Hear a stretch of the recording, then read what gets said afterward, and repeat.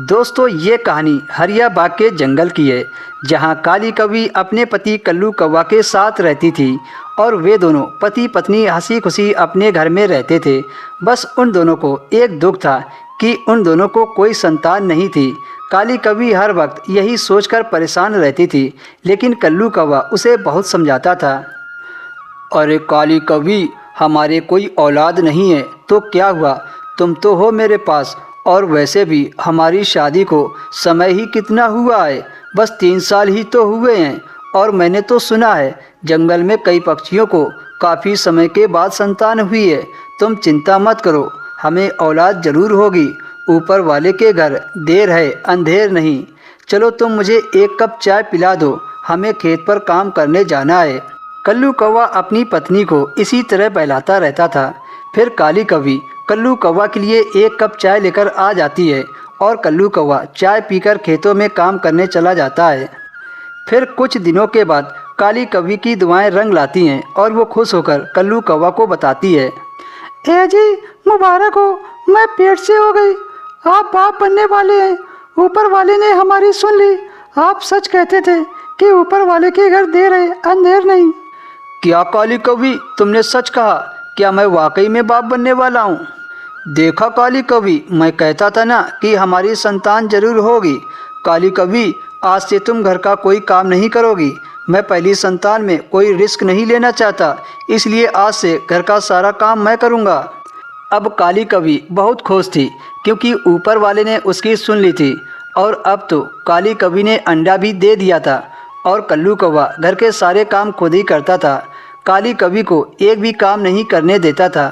अगले दिन काले काले बादल आसमान पर आ जाते हैं, जिसे देखकर काली कौवी डर जाती है और अपने पति कल्लू कौवा से कहती है, हे जी सुनो, बाहर बारिश का मौसम दिख रहा है, कहीं बारिश शुरू ना हो जाए। अगर बारिश हो गई तो कहीं हमारा घर टूट ना जाए। हमने तो अभी तक अपना घर पक्का भी नहीं बनवाया है। काली कौवी, तुम चिंता मत करो, जो होगा अच्छा ही होगा। अब हर वक्त काली कौवी के मन में यही डर लगा रहता था। तभी अगले दिन जंगल में जोर की बारिश शुरू हो जाती है। जंगल के कई सारे पक्षी अपना घर छोड़कर दूसरे जंगल चले जाते हैं।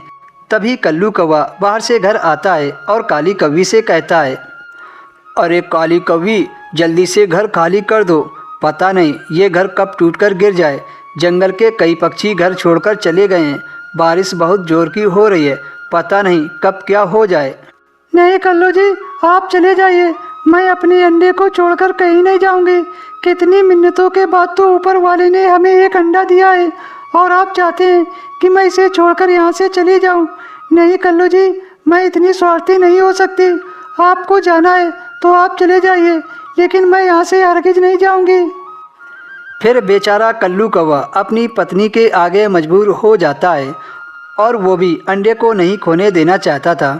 और वो काली कौवी से भी बहुत प्यार करता था।